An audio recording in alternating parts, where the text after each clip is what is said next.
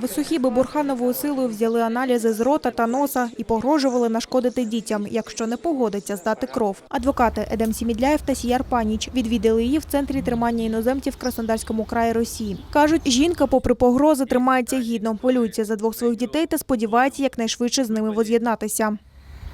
Очень переживает за свою судьбу, за судьбу детей.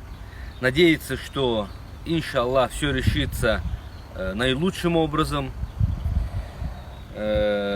Благодарит весь джемаат, который не стоит в стороне, не стоял в стороне и оказывал и оказывает помощь ей и ее детям. Її діти залишилися без батьківської опіки після нещодавньої облави в Завітному та Сімферополі. Їх батька Набіра Хімова застрелили ФСБівці, бо той буцімто чинив опір силовикам. Затриману мати Сухібу Бурханову рішенням окупаційного совєтського райсуду депортують до Узбекистану.